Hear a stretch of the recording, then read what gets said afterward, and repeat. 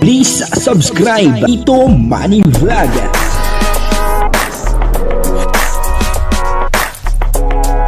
Payagan po si Tito Manny Vlog na mag-reactor para pambiling gamot sa kanya pong karamdaman. Wala man siyang records ng ng awayan. Yun po, no, si Joy Diwata daw ay patay na patay dito kay Kalingap Dan. At si Kalingap Dan naman po ay malungkot kapag hindi nakikita etong si Joy Diwata. Ba? Papanoorin po natin yung video at syempre bibigyan po natin ng konting reaction. Pero bago po yan, ako muna po bumabati sa inyo lahat ng magandang umaga, magandang tanghali at magandang gabi sa inyong lahat mga kapatid. Saan man kayo ng panig ng mundo naroon ngayon ay mag-iingat kayo palagi at pagpalain kayo ng ating Panginoon. Maraming salamat din po sa patuloy na tumatangkilik sa aking YouTube channel at nanonood sa aking video reaction. Patuloy lang po natin suportahan sila Kuya Bal Santos Matubang, Kalingap Rab, Ate Edna Vlog, Jack Tapia at syempre mga kasamahan ko po sa Karepa. Ganoon din po yung mga Kalingap partner na charity vlogger at yung Team Views paki-suportahan din. Ito po yung video na kung saan ay patay na patay daw etong si Joy Diwata dito kay Kalingap Dan. Panoorin po natin yung video para malaman po natin kung ano yung totoo. Ito po yung video. Ang kabuuan po ng video ito ay mapapanood po natin sa YouTube channel ni Red Noveno. Ayun importante po natin, Red Noveno. Kaya daw may na-in-love. Talaga naman daw maganda si Joy. Ay talaga, mga marites kayo. Meron ako. Ang daming witches dito. Mga marites kayo, Bro, sana bro. Pero ito may bagong sasabihin sa kanya. Hindi pa niya alam ito eh. Sasabi ni Joy, welcome si Kalingap Dan. Pag niligawan siya. Late pala sa balita si ata mo. Mahina. Pag niligawan. Sinabi sa akin sa Baguio pa yung matagal. Pero iba na ngayon kasi. Ibang level na ngayon. Kumbaga, ang sabi ni Joy, patay na patay sa akin, Dan. Dan, bakit ko sa iyo tanong sabi ko, yung tinatanong nga, sabi ni Joy, patay na patay sa iyo, ikaw ano masasabi mo? buhay na buhay naman daw. Buhay na ako. Buhay na buhay yung puso niya. Nakita mo siya. Buhay na buhay. Ano sa makita? Hindi malungkot. Walang joy. Walang joy. Ano sigaw mo sa Danjo at si Joy? Pagka kami naglalayo, ano sisigaw? Abangan na lang nila. Uy, tika lang. Malalim nga. Abangan nila, may pasabog. Baka proposal na yan, grabe. May pasabog si Papadan. Papadan, may papasabog ka? Ano, mag-isip? May pasabog? Baka proposal. Ay, grabe. Baka daw proposal na. Sinabi. Abangan lang abangan Proposal na pala? Baka lang daw.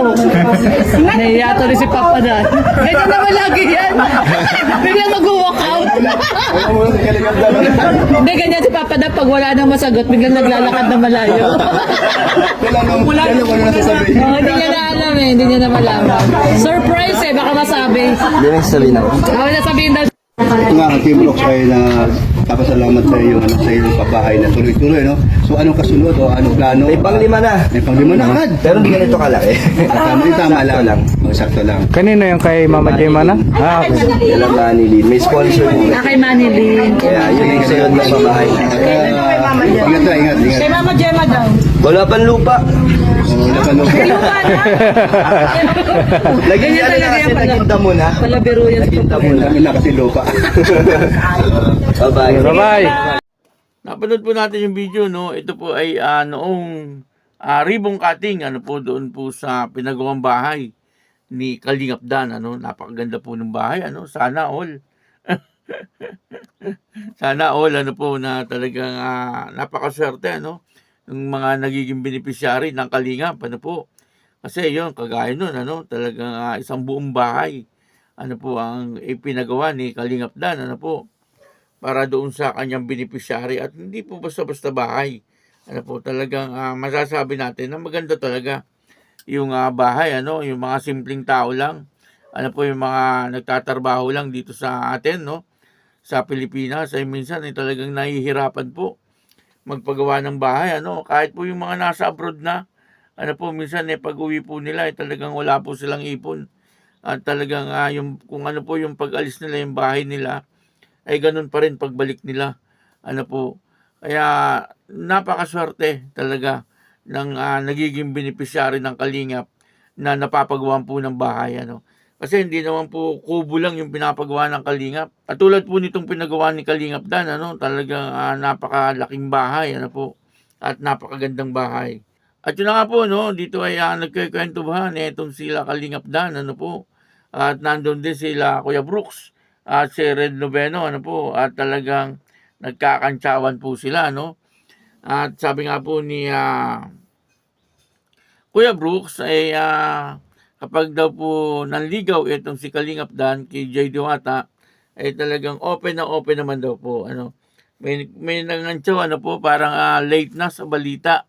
Parang gano'n. Kasi matagal na nga namang easy yan, ano. Medyo late na talaga doon si Kuya Brooks, ano. Pero may pasabog po si Kuya Brooks, ano po, na hindi ko po alam kung ito ay joke lang ni Kuya Brooks o ito ay totoo, ano po. Pero imposible naman na si Kuya Brooks ay magbabanggit ng gano'n, ano po. Sigurado ito ay totoo. Ano, kasi sabi niya po ay patay na patay daw itong si Joy Diwata dito kay Kalingap Dan. Ano po? At tinanong nga po kung anong reaction dito, no, ni Kalingap Dan doon sa sinabi ni Kuya Brooks. At ang sabi naman po niya, ay siya naman daw po ay buhay na buhay. Ano po? Kumbaga si Joy Diwata ay patay na patay sa kanya. Siya naman ay buhay na buhay. Buhay na buhay daw po yung kanyang puso. Ano, at kapag hindi daw po niya nakikita itong si Joy Diwata ay talagang medyo malungkot itong si Kalingap Dan. Ano po? Ayun, ano, marami na naman po ang talagang kinilig dyan, ano.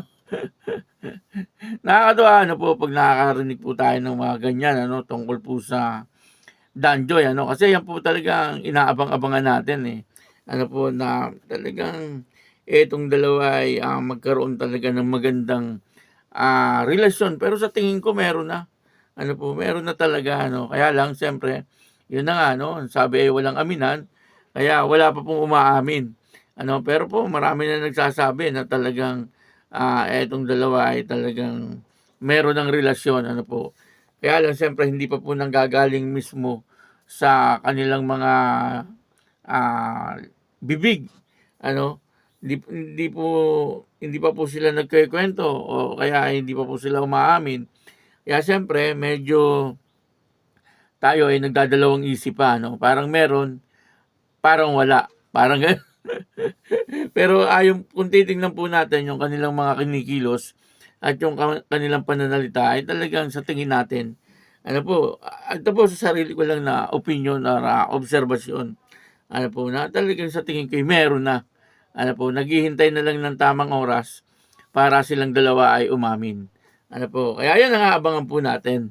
Ano, yung pag-amin po nung dalawa. Ano po, kaya yun, ano, patuloy lang po natin suportahan itong Danjoy, ano po, at talaga nga namang napakaganda. At habang tumatagal ay lalo pang gumaganda. Ano po, maraming salamat po sa inyo lahat. At ako po si Tito Manny Vlog na nagsasabing God bless you all. Diyos mabalos.